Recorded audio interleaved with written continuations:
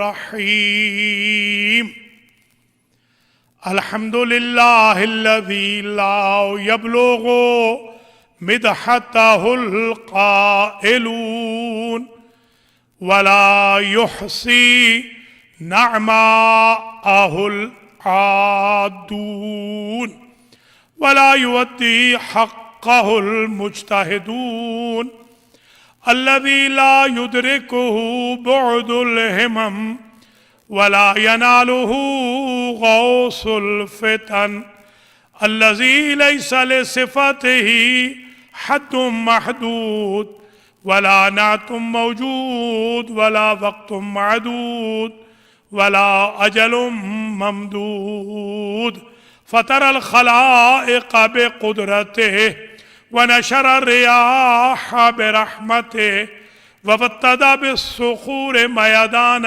أرضه أول الدين معرفة الجبار الصلاة والسلام على السيد المكي المدني العربي القرشي الهاشمي الأبطحي سيد العرب والعجم سيدنا ومولانا شفيع ذنوبنا وطبيب نفوسنا وحبيب قلوبنا حبيب إله العالمين أبي القاسم محمد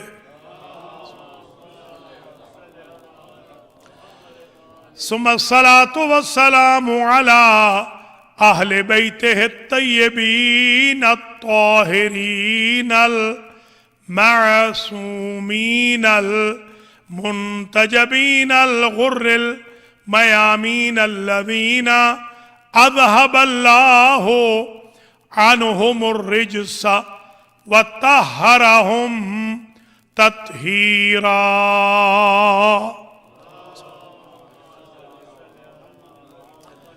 سيما بقية الله الأعظم روحي وأرواح العالمين لتراب مقدمه الفداء عجل الله تعالى فرجه الشريف واللعنة الدائمة الباقية على أعدائهم وقاتليهم وغاصبي حقوقهم من الآن إلى لقاء يوم الدين أما بعد فقد قال الله سبحانه وتعالى في القرآن المجيد والفرقان الحميد وقوله الحق وهو أصدق القائلين بسم الله الرحمن الرحيم وذكرهم بأيام الله صلوات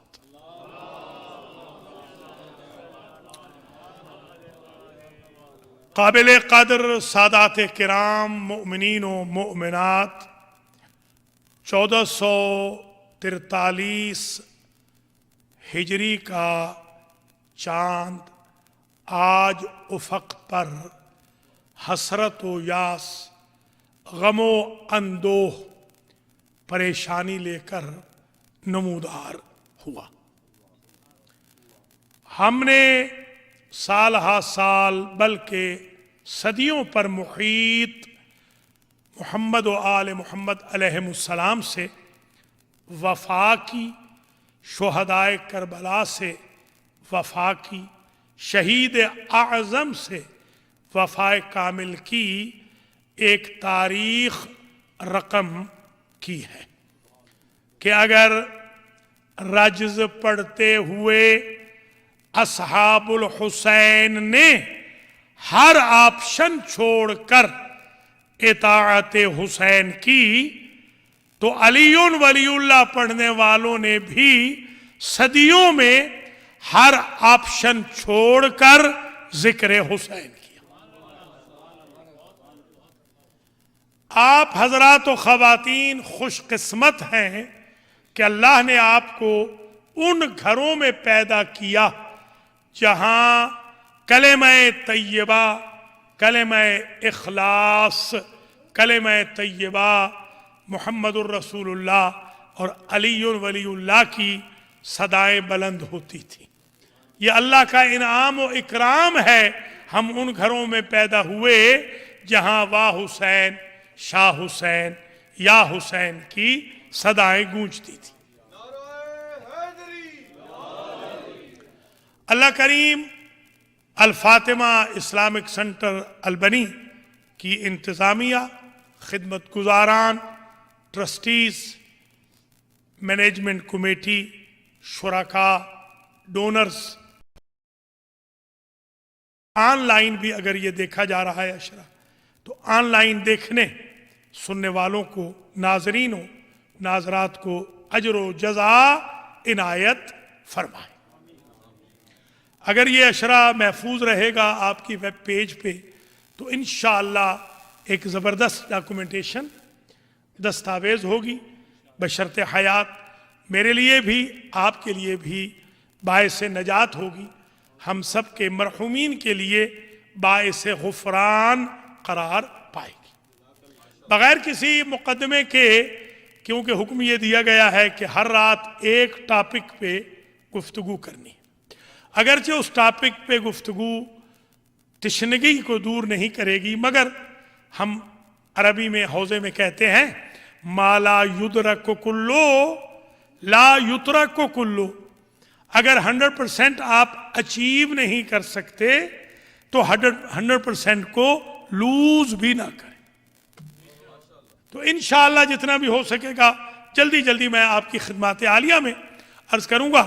اب ہمارا عنوان شروع ہو رہا ہے۔ آج ہم نے جو چاند رات کی مجلس ہے اس کے لیے عنوان منتخب کیا ہے ثبوت عزاداری۔ ہم جو یہ 1400 سال سے رو رہے ہیں، ماتم کر رہے ہیں، ہم یہ جو دیار بدیار جلوس نکالتے ہیں، شب بیداریاں کرتے ہیں، 2 مہینے 8 دن تک ہم حال و بحال ہوتے ہیں، ہمارے لباسوں کا رنگ چینج ہو جاتا ہے، ہماری غذاؤں میں تبدیلی آ جاتی ہے، اس کی بیک گراؤنڈ میں قرآن، حدیث، سیرت انبیاء، سیرت محمد و آل محمد اور سیرت اصحاب شامل ہے۔ آئیے سب سے پہلے تو میں عرض کروں کہ قرآن کہتا ہے وَذَكِّرْهُمْ بِأَيَّامِ اللَّهِ، اے میرے حبیب اپنی امت والوں کو ایام اللہ کو یاد کراتے رہیے۔ تو پتہ چلا کچھ دن وہ ہوتے ہیں جو اللہ کے دن ہوتے ہیں، اور ان کو ایک بار نہیں بار بار یاد کرانا ہے، تبھی تو ہر بار محرم کو یاد کراتے ہیں۔ اس لیے کہ ارشاد ہوا بسم اللہ الرحمن الرحیم والفجر ولیال عشر والشفع والوتر، قسم ہے فجر کی، قسم ہے 10 راتوں کی، قسم ہے شفع کی، قسم ہے وتر کی۔ شیعہ اور سنی سب نے لکھا کہ شفع سے مراد علی ہے، وتر سے مراد فاطمہ۔ کچھ نے اختلاف بھی کیا ہے، اس کو چھوڑتے ہوئے ایک بات سب نے جو لکھی، اور فجر کی قسم کہتے ہیں اس فجر میں 2 احتمال ہیں، یا فجر 10 ذی الحج، فجر عید قربان کی قسم ہے جس میں اسماعیل کی قربانی ہے، یا فجر عاشورہ کی قسم ہے جس میں حسین کا ایثار ہے۔ آپ سب جانتے ہیں کہ فجر کے بعد اگر آپ ڈیلی بھی سونے کے عادی ہوں تو کبھی بھی آپ عید قربان کے دن نہیں سوتے، کیونکہ آپ نے قربانی کرنی ہے۔ تو ایک بات سمجھ میں آ گئی کہ یوم نحر یوم عید الضحیٰ فجر کی قسم کھائی گئی اس لیے کہ فجر کے بعد ایثار شروع ہوا، چاشت کے وقت قربانی شروع ہوئی، آپ نے قربانی کھانی ہے، قربانی کرنی ہے، تو اس لیے آپ جاگتے ہیں فجر کے بعد اس لیے کہ آپ نے قربانی کرنی ہے۔ تو پتہ چلا جب قربانی کی نسبت ہو تو فجر بیداری بدعت نہیں ہوتی، تو جو قربانی ایکسپٹ تو ہوئی مگر ڈیلے کر دی گئی اور اس کو مکمل کیا دوسری قربانی نے، اگر اس میں فجر بیداری جائز ہے تو اس میں شب بیداری کیسے حرام ہو جائے گی؟ وَلَيَالٍ عَشْرٍ، اور قسم ہے 10 راتوں کی، ان 10 راتوں سے مراد بھی ذی الحج کی پہلی 10 راتیں اور محرم کی پہلی 10 راتیں۔ یاد رکھیے مینا میں اور کربلا میں ایک بنیادی فرق ہے، مینا نام ہے خواب کا، کربلا نام ہے تعبیر کا۔ میدان رزمگاہ میں اگر مینا تھیوری ہے تو کربلا پریکٹیکل ہے۔ اگر 10 ذی الحجہ کو ذبیح اللہ لٹائے جاتے ہیں تو 10 محرم والے سار اللہ بن جاتے ہیں۔ سلام یا حسین، سلام یا حسین، لبیک یا حسین۔ تو آپ ذرا ملاحظہ فرماتے چلیں، قرآن کہہ رہا ہے ایام اللہ کی یاد کراؤ۔ اگر قرآن دن کو نسبت دے دے اللہ کے ساتھ تو کسی کو اعتراض کیا ہے؟ دور جانے کی ضرورت نہیں۔ ہذہ ناقۃ اللہ ہے، ناقہ ہے صالح کا، کہہ رہا ہے اللہ کا ناقہ ہے۔ کیوں؟ وَمَن يُعَظِّمْ شَعَائِرَ اللَّهِ فَإِنَّهَا مِن تَقْوَى الْقُلُوبِ، جہاں جہاں سے اللہ کی معرفت ہو وہ نسبت اللہ کی طرف ہو جاتی ہے۔ کعبہ بھی ویسا ہی بنا ہوا ہے جیسے دوسرے گھر ہیں، کیونکہ کعبہ اللہ پہچنواتا ہے، یہ شاعر اللہ میں آ گیا۔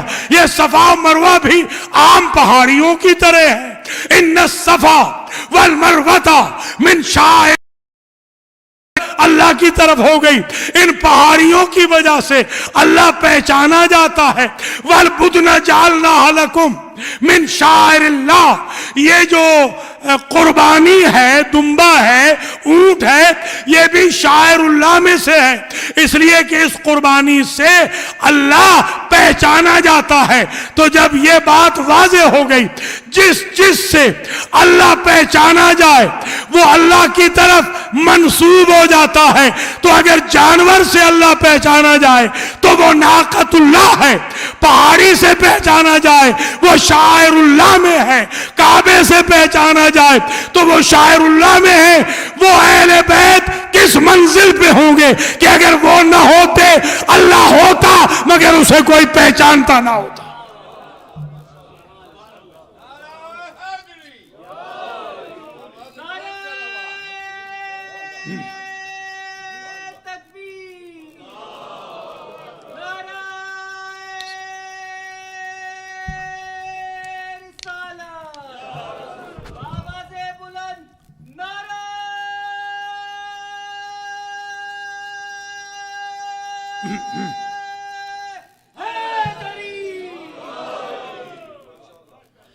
تو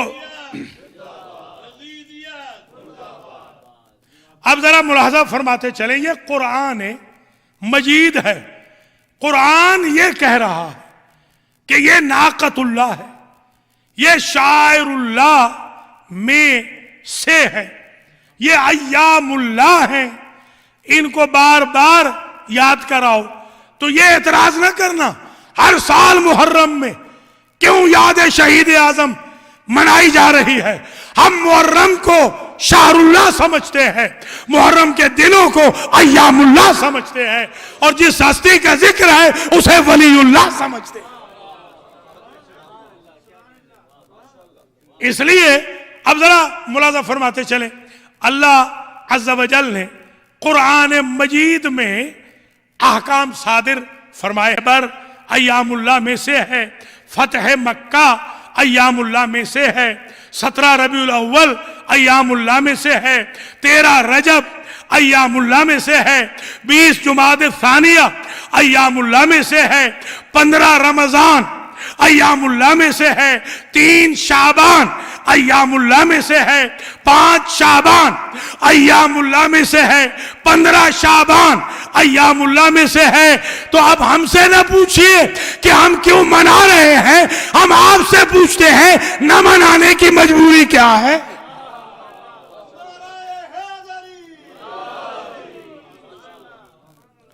ہمیشہ ڈیفینسو مت رہیے، ہمیشہ ان سے بھی تو پوچھئے نا کہ جب یہ ایام اللہ ہیں تو آپ منا کیوں نہیں رہے؟ حضرت صاحب ہمارے ہیں، مولانا صاحب، حضرت صاحب ہیں مفتی اعظم امریکہ، ایک سال اتفاق ایسا ہوا، دونوں حضرت، آپ کا بھی ادھر کا بھی، ایک ہی ٹینٹ کے نیچے جمع، قبول ہو جائے گی؟ شیعہ اگر آپ کی قربانی کر کے آئے گا تو کہہ لیں ہاں قبول ہو جائے گی۔ میں واپس آیا، حضرت صاحب تھوڑے سے پیسے لے آئے کہ یہ لے لیجیے، مہربانی آپ نے بڑی۔ میں نے کہا سرکار یہ بتا دیں یہ وہ دمبا تھا جو جنت سے آیا تھا؟ کہہ لیں گے نہیں یہ تو اس کی شبیہ ہے۔ تو میں نے کہا یہ میں نے سمجھ سکا، منا والوں کی شبیہ جائز ہے، کربلا والوں کی جائز نہیں ہے۔ ذرا غور تو فرمائے نا۔ اچھا اب ہمارے شیعہ سنی ماشاءاللہ ہم تو اتحاد کے قائل ہیں اور ہمیں اتحاد کرنا بھی چاہیے، الحمدللہ حج میں بھی ہم بہت اتحاد سے رہتے ہیں۔ میں وہاں یہی پوچھتا ہوں میرے بھائیوں، یہ بتاؤ یہ جلوس کیوں نکل رہا ہے صفا اور مروہ کے درمیان؟ اگر جلوس بدعت ہے تو اللہ کے گھر میں کیوں نکال رہے ہو؟ یہ طواف بھی تو جلوس ہی ہے نا۔ یہ کیوں سبیل پی رہے ہو ذبیح اللہ کی نسبت کی؟ یہ جو زمزم پی رہے ہو کیوں پی رہے ہو؟ یہ صفا و مروہ کے درمیان کیوں دوڑ رہے ہو، کیوں چل رہے ہو؟ جہاں سے مادر اسماعیل چلی وہاں چل رہے ہو، جہاں سے دوڑی وہاں سے دوڑ رہے ہو۔ آخر وجہ کیا ہے؟ ایک ہی زوجہ نبی، ایک نبی کی ایک زوجہ کا ہی عمل آپ کے لیے فٹ سٹیپ کیسے بن گیا، باقی کیوں نہیں؟ تو میں ایک بات سمجھا ہوں، نبی ابراہیم جاتے ہوئے ایک حد معین کر کے گئے تھے، فرما کے گئے تھے بی بی ہاجرہ جتنے بھی حالات خراب ہوں صفا سے ادھر نہ جانا، مروہ سے ادھر نہ جانا، جو بی بی نبی کی بتائی ہوئی حد کو کراس نہ کرے، امت پہ واجب ہے اس کو فالو کرتے رہے۔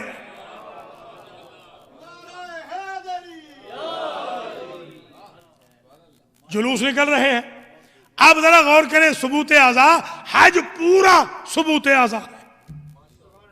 دیکھیے ہر ایک وائٹ لباس پہن کے جا رہا، کوئی پرپل نہیں پہنتا، وہاں کوئی کالا نہیں پہنتا۔ دیکھیے ہم پابند ہیں مذہب کے، ہم حج میں کالا احرام نہیں پہنیں گے، ہم مذہب کے پابند ہیں، سب ایک جیسا لباس پہن رہے ہیں۔ تو وہاں اعتراض کیجئے کہ ایک جیسا لباس کیوں پہنا جا رہا ہے؟ ہم محرم میں کالا لباس پہنے تو آپ کو اعتراض ہے؟ شیعہ اور سنی سب جاتے ہیں وہاں پر، اللہ آپ سب کو لے جائے، اور یہ 2 سال جو معطل ہوئے ہیں آئندہ نہ ہو۔ وہاں جب جائیں گے آپ انشاءاللہ تو ظہر و عصر کی نماز میدان عرفات میں اکٹھی پڑھیں گے، شیعہ بھی اور سنی بھی، اذان بھی ایک، وہاں سارے شیعہ ہوتے ہیں، وہاں ایک اذان، 2 اقامت ہے، اور پھر وہاں مشعر الحرام میں بھی مزدلفہ میں ایک اذان 2 اقامت سے مغرب و عشاء اکٹھی۔ تو میں نے پوچھا ایک مرتبہ، وہ حنبلی جو سب سے بڑے حنبلی ہیں مفتی اعظم سعودی عرب کے، وہ بھی اتفاق سے ہمارے ساتھ ہو گئے، میں نے پوچھا حضور میں الگ پڑھ لوں؟ کہا نہیں احرام ہے، احرام میں۔ میں نے کہا اب سمجھ میں آئی ایک بات مجھے، جب بندہ احرام میں ہوتا ہے تو زور و اثر بھی اکٹھی پڑتا ہے، مغرب و عشاء بھی اکٹھی پڑتا ہے. تو کیونکہ حاجی ہوتا ہے پارٹ ٹائم احرام میں، احرام منا میں، پارٹ ٹائم احرام میں، لہذا اس کا احرام ختم ہوا، نماز اس نے الگ الگ پڑھنی شروع کر دی.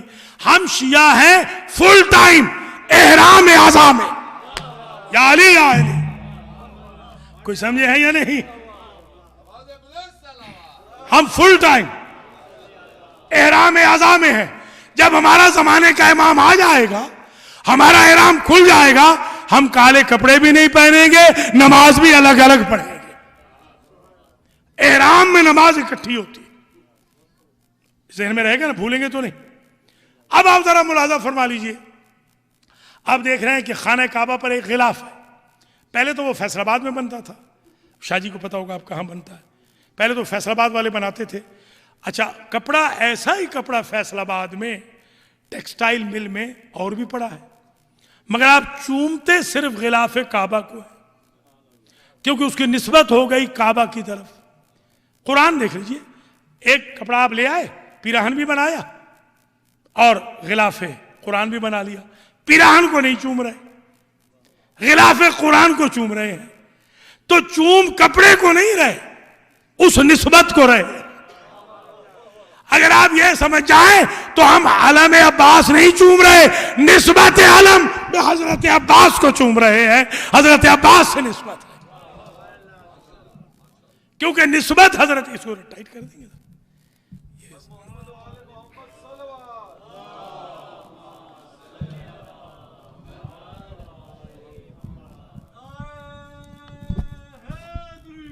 حضرت آدم علیہ السلام جب نکلے ہیں تو پورے 200 سال تک توبہ کے لیے گناہ کوئی نہیں کیا. ہمارے نزدیک جبریل لے کر آئے توبہ کا نسخہ، اور وہ نسخہ سن لیجئے: اللہم بحق محمد وعلی وفاطمہ والحسن والحسین.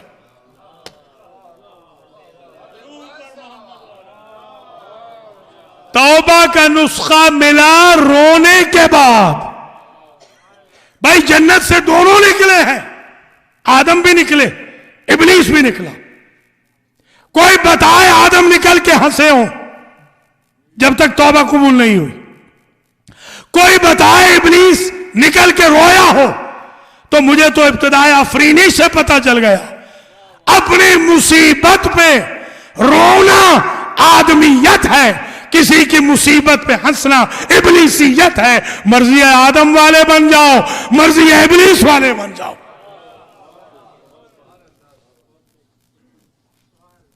تو یہ ذرا قرآن مجید میں سے دیکھتے آئیں. قرآن میں 114 سورے ہیں. اللہ آپ سب کو پڑھنے کی توفیق دے. 114 سورے ہیں، ان میں سے ایک سورہ ہے سورہ نوح. حضرت نوح علیہ السلام کا نام تھا عبد الغفار، عبد القہار، عبد الجبار، یہ نام تھے حضرت کے. سکن سین کاف نون. آپ نے کبھی ان کو عبد الجبار کے نام سے پکارا؟ عبد الغفار کے نام سے، عبد القہار کے نام سے؟ کبھی آپ نے سکن کے نام سے ان کو پکارا؟ آپ پکارتے ہیں نوح کے نام سے. نوح نام نہیں ہے، نوح ہے لقب. اور نوح کا لقب کیوں نوح پڑا؟ اس لیے کہ وہ نوحہ زیادہ پڑھتے تھے. تو اگر نوحہ بدعت ہوتا تو پہلا اولو العزم نبی نہ پڑھتا. وہ اپنی قوم کا نوحہ پڑھے تو جائز ہے، ہم آل محمد کا نوحہ پڑھے تو جائز نہیں. یہ مذہب میری سمجھ میں نہیں آ رہا. وہ تو اپنی قوم کا نوحہ پڑھ رہے ہیں، اس لیے ان کو نوح کہا جاتا ہے. بلکہ میں یوں کیوں نہ کہوں، جب سے آدمیت ہے تب سے بکا ہے، اور جب سے شریعت ہے تب سے نوحہ. شریعت شروع ہوئی نوح سے، تب سے آ گئے نوحہ. اور جب سے دین ہے ابراہیم کا، فاقبلت امرأتہ فی سرۃ فسکت وجہہا وقالت عجوز عقیم. قرآن کہہ رہا ہے کہ ابراہیم کی زوجہ نے کہا مجھے کیسے بیٹا ہوگا, میں تو بوڑھی ہوں, عجوز ہوں. اور یہ سن کر جب خبر لائے فرشتے کے بیٹا ہوگا تو بی بی نے اپنا چہرہ پیٹ ڈالا. یہ تعجب سے چہرہ پیٹا ہے. جملہ کہوں گا اگر سمجھ لیا تو تاریخ رقم ہو جائے گی آج الفاطمہ اسلامک سینٹر میں. اگر نبی زادے کے آنے پہ ماتم ہو سکتا ہے تو حسین جیسے نبی زادے کے جانے پہ ماتم کیسے نہیں ہو سکتا؟ ذرا غور فرمائیں نا آپ. یہ جب سے دین ہے تب سے ماتم بھی آ گیا. پھر قصہ حضرت یعقوب کا کس کو علم نہیں؟ یہ قرآن ہے. قرآن یہ کہتا ہے وَبْيَضَّتْ عَيْنَاهُ مِنَ الْحُزْنِ, ان کی آنکھیں پتھرا گئیں, اتنا روئے. اگر رونا بدعت ہوتا تو کیوں اتنا روتے؟ علم نبوت سے جانتے ہیں کہ بیٹا زندہ ہے. پتہ چلا زندہ نبی زادے پہ رونا سنت انبیاء ہے. ہم بھی زندہ حسین پہ روتے ہیں. وہ زندہ جاوید ہے, بیٹا زندہ ہے, رو رہے ہیں. اور وہ قویم بھی ہیں, حالانکہ وہ ہیں بھی قویم, یعنی وہ صبر والے ہیں, بڑے حلیم الطبع ہے. پھر بھی اتنا روئے یوسف کے فراق میں کہ آنکھیں پتھرا گئی. جب یوسف کا علم ہوا تو حضرت یوسف علیہ السلام نے کہا کہ اذهبوا بقمیصی ھذا, یہ میرا کرتا لے جاؤ, وَأَلْقُوهُ عَلَى وَجْهِ أَبِي, اور میرے بابا کے چہرے پہ ڈال دینا, یات بصیرہ, آنکھوں کا نور پلٹ آئے گا. غور فرمائیں, کیا افضل یعقوب ہیں یا یوسف؟ تو یعقوب اپنے کرتے سے شفا کیوں نہیں لے رہے؟ انتظار اس مظلوم کا کیوں ہو رہا ہے؟ تو پتہ چلا شفا میں درجہ نہیں دیکھا جاتا, مظلومیت دیکھی جاتی ہے. افضل نبی ہے, افضل علی ہے, افضل فاطمہ ہے, افضل حسن ہے, خاک شفا حسین کی ہے. اللہ اکبر. اللہ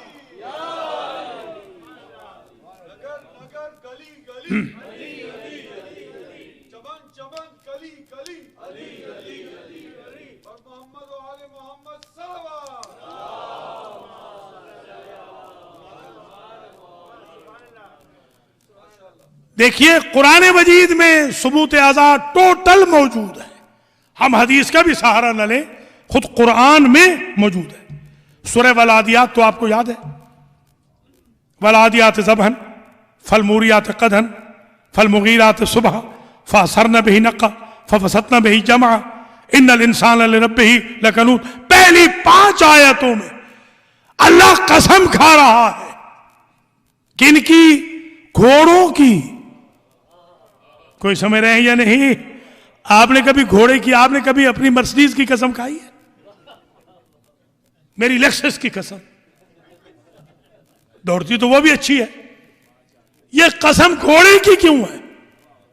اس لیے سب نے لکھا, اس پہ کوئی منکر نہیں, سب نے لکھا, نجدیوں نے بھی لکھا کہ یہ ان گھوڑوں کی قسم ہے جو جنگ سے بھاگتے نہیں تھے. تو بھیا جانور جنگ سے نہ بھاگے تو قسم کے قابل ہو جاتا ہے, اگر وہ بھی رکے ہوتے تو قسم خدا کھاتا نا ان کی بھی. گھوڑوں کی قسم. تو یہ جو گھوڑے کی قسم آئی, یہ تو ذوالجلالہ کا ثبوت آ گیا کہ گھوڑوں کی قسم کھا رہا ہے اللہ, جو گھوڑے بھاگے نہیں, جو وفادار گھوڑے ہیں. تو میں ہاتھ جوڑ کے پوچھتا ہوں, یہ جن گھوڑوں کی قسمیں اللہ کھا رہا ہے, یہ ابو سفیان کے گھوڑے ہیں, معاویہ کے گھوڑے ہیں, یزید کے گھوڑے ہیں, یا ابو طالب, علی و حسنین کے گھوڑے؟ ہر چیز قرآن مجید میں موجود ہے. ذرا غور تو کریں آپ. حتیٰ کہ بنی اسرائیل سے کہا کہ ان آیت ملک ہی अन यातियकुम ताबूत फीहि सकीनतुम मिन रब्बिकुम व बक़ियतुम मिम्मा तरका आलु मूसा व आलु हारून। निशानी ये है हुकूमत की, हक की हुकूमत की, ऐ बनी इसराइल तुम्हारे पास एक ताबूत आएगा। ताबूत हक वालों के पास आते हैं, फरारियों के घरों में नहीं आते। तालूत के लश्कर के लिए, जरी के लश्कर के लिए ताबूत आ रहा है। और ताबूत में है क्या? फीहे सकीनतुम मिन रब्बिकुम, इसमें सुकून है तुम्हारे रब की तरफ से। पता चला बंदों को अगर कहीं और सुकून न मिले तो ताबूत से भी मिलता है। ताबूत में सुकून है। और वबक़ियतुम मिम्मा तरका आलु मूसा व आलु हारून, और इस ताबूत में तबर्रुकात हैं। तवज्जो, नबी के नहीं, जाके देख लेना कुरान में, बकरा में, नबी के नहीं, आले नबी के, आले मूसा के, आले हारून के तबर्रुकात हैं। पता चला ताबूत में तबर्रुक नबी के नहीं होते, आल के होते हैं। हमारे देख ले, कहीं आपको अली अकबर की निस्बत मिलेगी, कहीं अली असगर की, कहीं हुसैन इब्ने अली की, कहीं अबुल फजल की, कहीं और मोहम्मद की, कहीं मोहम्मद व इब्राहिम की, इसलिए कि आल के तबर्रुकात होते हैं। आल के, अच्छा उठाएगा कौन? एक बड़ी सिचुएशन क्रिएट हो गई कि आल के तबर्रुकात तो बहुत ज्यादा है, ये तो वजनी हो गया, उठाएगा कौन?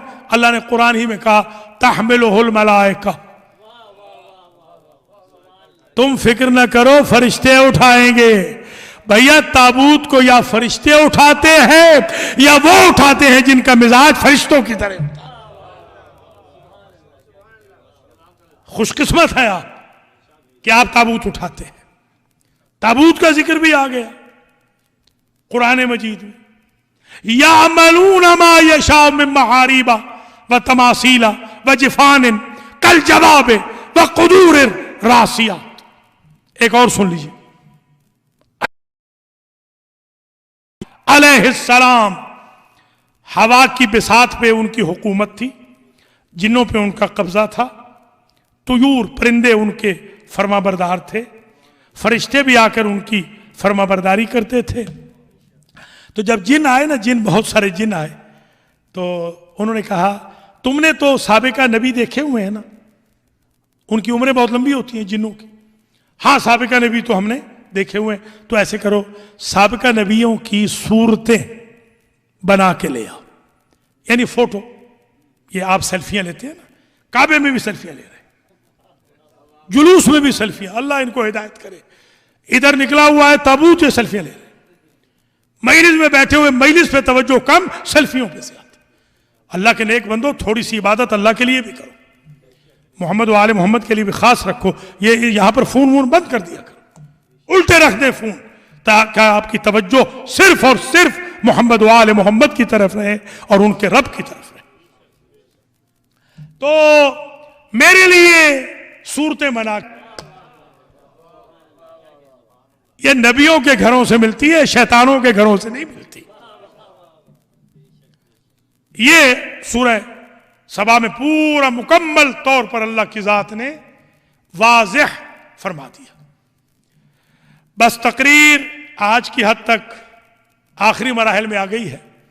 किसी साहब ने कहा कि जनाब आप ये बताएं, चलिए आपने जुलजना साबित कर लिया, मातम साबित कर लिया, गिरिया साबित कर लिया, नोहा आपने साबित कर लिया, ताबूत आपने साबित कर लिया, न्याज साबित कर ली, शायरुल्लाह साबित, निस्बत साबित कर ली, जुलूस साबित कर लिए।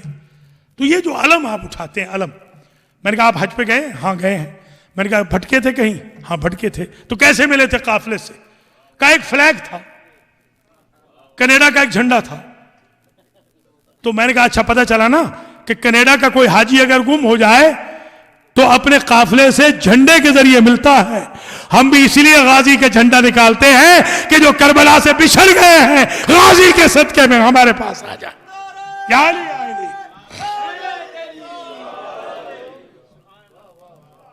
खुदा ना खास्ता कोई हम इबादत करते हैं झंडे की, अस्तगफिरुल्लाह नऊज़ु बिल्लाह।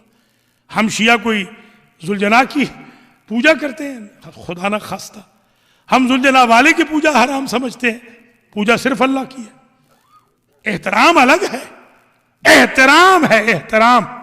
تو کیا آیا اس میں لڑ سکتے ہیں؟ قل قتال فیہ کبیر وصد عن سبیل اللہ وکفر بہ والمسجد الحرام واخراج اہلہ منہ اکبر. قرآن دیکھیں ذرا، ایک ایک لفظ شیعہ مذہب کی حقانیت کا منہ بولتا ثبوت ہے. خدا کی قسم اگر کوئی کہے نا کہ شیعہ اپنا مذہب قرآن سے ثابت کریں، ایک حدیث بیان نہ کریں، واللہ ایک حدیث بیان نہیں کریں گے، 365 دن قرآن ہی پڑھتے رہیں گے، اور قرآن یا شیعوں کے قصیدے پڑھتا دکھائی دے گا یا شیعوں کے مرشدوں کے قصیدے پڑھتا. یہ پہلی مجلس ہے ماشاءاللہ. آپ ذرا کہیں بھی، یہ جو تکلف والے شیعہ ہیں، کچھ تو تکلف والے شیعہ ہیں، انہوں نے تو پہلے دیکھنا ہے کون آیا ہوا ہے، کدھر کا مولوی ہے، کیا پڑھ رہا ہے. 7ویں 8ویں کو آئیں گے، خدا رہا پہلی سے آیا کرو، پہلی سے. اور آخر میں نہ آئے، لنگر کے قریب بھی نہ آئے. بالکل نماز میں شرکت کریں، نماز کو پارٹ آف مجلس سمجھیں. ہم نمازی اماموں کے ماننے والے ہیں. بس تقریر ختم ہو گئی.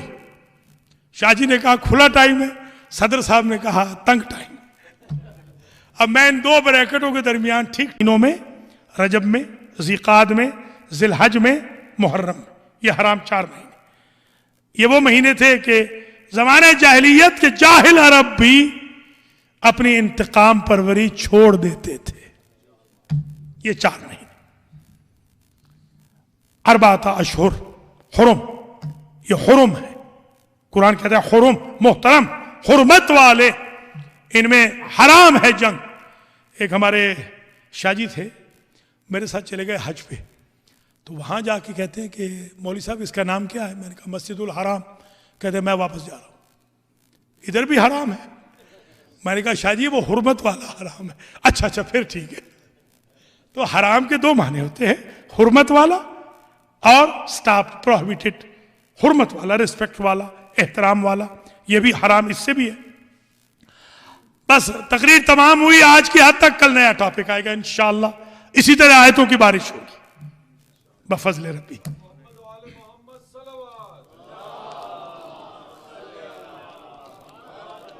وَكُفْرٌ بِهِ، یہ تو کفر ہے. قرآن کہہ رہا ہے حرام مہینوں میں جنگ کفر ہے. تو ایمان سے بتائیں، اگر کوئی ان 4 مہینوں میں جنگ شروع کرے تو جب وہ کافر ہے تو جس نے فرزند رسول کو ذبح کرایا اسے کس منہ سے رضی اللہ عنہ لکھ رہے ہو؟ یہ تو قرآن کہہ رہا ہے وہ کافر ہے. یزید کا مذہب نہ پوچھنا، قرآن کہہ رہا ہے وہ کافر ہے. جو جنگ کرے شروع وہ کافر ہے. قاتل تو پھر اور بڑا کافر ہے کہ وہ قاتل بھی ہے. من قتل نفسا بغیر نفس او فساد فی الارض فکأنما قتل الناس جميعا.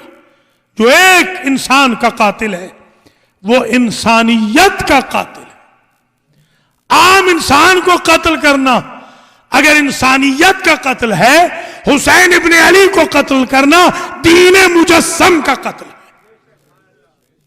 دین است حسین، حسین تو دین ہے، لہذا حرام ہے. اب ہے یہ نکتہ، اور یہ نکتہ یاد رکھیے گا عمر بھر. اگر یہ نکتہ نہ بھولے تو میری محنت سوارت ہو جائے گی. یہ ایک نکتہ. وہ 3 مہینے ہیں حرام، رجب، ذی قعدہ، ذی الحج. 4تھا مہینہ محرم ہے. محرم، حرام میں اور محرم میں ایک فرق ہے. توجہ ہے ورنہ میں چھوڑ دوں یہیں پہ. حرام اسے کہتے ہیں جو مجبوراً جائز ہو جائے. سمجھیے گا ذرا شرعی مسئلہ. حرام، شراب حرام ہے. ایک بندہ مر رہا ہے، اگر وہ ایک گھونٹ پی لے تو بچ جائے گا. وہی جو حرام تھی وہ جائز ہو گئی. خنزیر حرام ہے، حرام گوشت حرام ہے، کوشر حرام ہے. وہ مر جائے گا اگر ایک لقمہ نہ لے، اس کے لیے جائز ہے. بہت ساری اور چیزیں. اور یہ جو محرم اور محارم جو کہتے ہیں ان کو بھی آپ سمجھ جائیے گا خود ہی. محارم جو کہا جاتا ہے کچھ وہ ہوتے ہیں جن کے ساتھ مجبوراً بھی جائز نہیں کوئی تعدی کرنا. حرام میں اور محرم میں فرق یہ ہے حرام مجبوراً جائز ہو جاتا ہے, محرم وہ ہے جو مرتا مر جائے بندہ جائز نہیں ہوتا.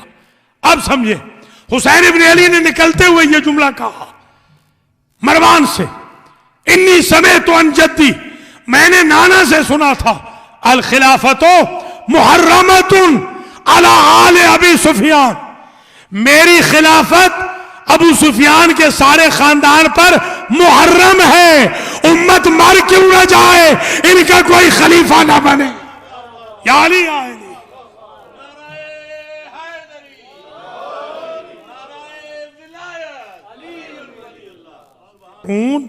نے بس عزیزو, مجلس آج کی یہاں اختتام پذیر ہوئی. دعا کرتا ہوں اللہ تعالیٰ آپ کو اجر دے, جزا دے. تبرک کا جنہوں نے اہتمام فرمایا اللہ ان کو بھی اجر دے. جنہوں نے ڈونیشن دیا الفاطمہ اسلامک سینٹر کو اللہ ان کو بھی اجر و جزا دے.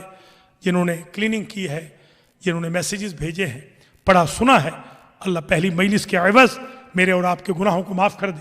ہمارے مرحومین کے درجات بلند ہو جائیں, ہم سب کا خاتمہ علی الخیر ہو جائے, کرونا وائرس کا خاتمہ ہو جائے, امام کے ظہور میں تعجیل ہو اور ہم امام کے پابرقاب ہو کر انتقام خون حسین اور شہداء کربلا لینے کے کیپیبل بن جائیں. یہ آج چاند رات ہے. چاند رات میں میں صرف 5 جملے پڑھوں گا. پہلا جملہ تو میں یہ پڑھوں گا کہ یہ واحد چاند ہے کہ جس کو دیکھ کر خوشی نہیں ہوتی, باقی میں مکس ہوتا ہے. یہ واحد چاند ہے جو غم میں ڈوبا ہوا افق پہ آتا.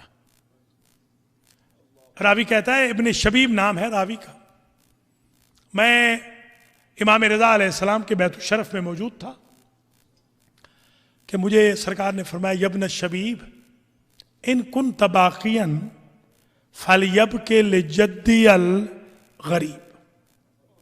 اے ابن شبیب, اگر رونا ہی ہے نا تو میرے غریب دادا حسین پہ رو. یہ حسرت ہے, آرزو ہے, یہ حسرت ہے اہل بیت کی.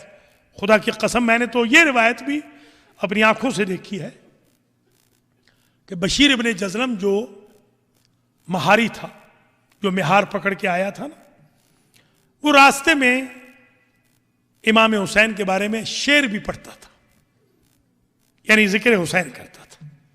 دیور ہمارے بچ گئے ہیں, وہ ہم اکٹھے کر کے ایک چادر میں رکھتی ہیں بیویاں, آپ جا کے ان کو دے دیں. یعنی یہ پہلی نیاز حسین تھی جو ذاکر کو دی جا رہی تھی. اور یہ جو شیپ ہے نا, شیپ آج کی مجلس کی, یہ ممبر یا کرسی پہ بیٹھنا اور مجمع کا نیچے بیٹھنا, یہ امام الرضا نے شروع کی. اور راوی لکھتا ہے کہ جب پہلی مجلس ختم ہوئی تو بی بی فاطمہ معصومہ کم نے اپنی بالیاں اتار کے اپنے بھائی کو دی کہ یہ بالیاں نیاز حسین میں ذاکر کو دی جا. اللہ اکبر, یہ عظمت ہے عزا کی, یہ عزاداری کی عظمت ہے. میں نے تو یہاں تک یہ جملے دیکھے ہیں, ہمارے مذہب کے مجتہد تھے آیت اللہ حسین بخش جاڑا, ان قبلہ سے میں نے بچپن میں سنا تھا, تقریباً 50 سال قبل کی بات ہے. انہوں نے پڑھا تھا کہ عابد بیمار چوک میں جا کے کھڑے ہو جاتے, جب کوئی پوچھتا کہ کیوں کھڑے ہو تو کہتے ایک شخص ڈھونڈ رہا ہوں جو میرے بابا پہ پڑے ہوئے نوحے کا جواب دے. نوحہ خانو, ماتمیو, اپنی قدر کرنا, یہ امام کی خواہش تھی. میں نے تو مراجع کو عزاداران حسین کی جوتیاں جوڑتے ہوئے دیکھا. میں نے روایت دیکھی ہے عابد بیمار مجلس میں جوتیوں پہ بیٹھ گئے تھے اپنے بابا کی مجلس میں. ابو بصیر رو رہے تھے, مجلس ہو رہی تھی امام صادق کے گھر میں.